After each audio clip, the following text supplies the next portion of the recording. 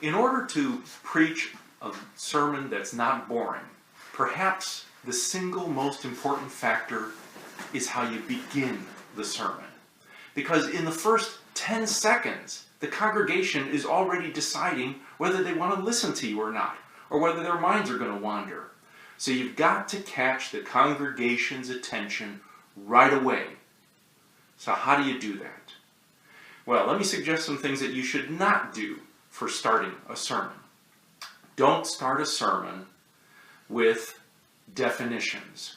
Don't begin by saying, according to Webster's dictionary, grace is blah, blah, blah. That's boring. Don't do that. Also, don't begin a sermon by quoting a poem. That's boring, unless it's the Charge of the Light Brigade. Similarly, don't begin a sermon by reciting the lyrics to a song.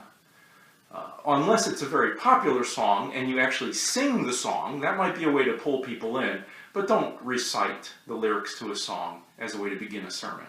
Also, don't use statistics at the beginning of a sermon.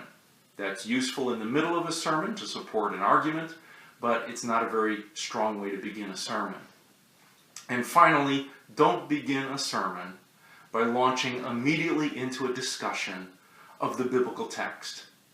Nothing says, this is a boring Bible lesson, like starting immediately with the biblical text.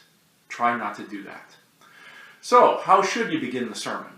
I would suggest 4 out of 5 times, the best way to start is with a story, or an illustration, or a personal experience. Story engages the listeners. Story pulls us in. Story uses images instead of abstract statements. Images are the anchor of the sermon. Images speak to the soul. Abstract statements are speaking to the intellect. They're easily forgotten. But images that are embedded in a story or an illustration or a personal experience, those will be remembered for years.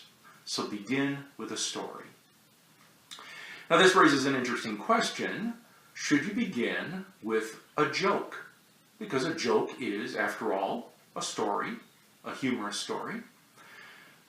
My suggestion would be to be very careful about starting off a sermon with a joke. Usually, it's not a good idea to do that because most jokes are dumb, or they are inappropriate, or half the congregation already knows the story.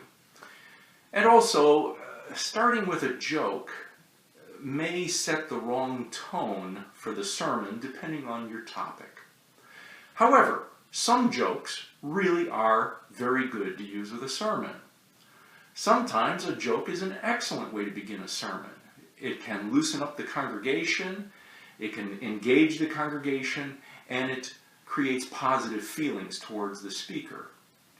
But if you're going to use a joke, the joke must lead directly into the subject of the sermon. If it doesn't do that, then you're simply using the joke for entertainment, and that is not a sermon.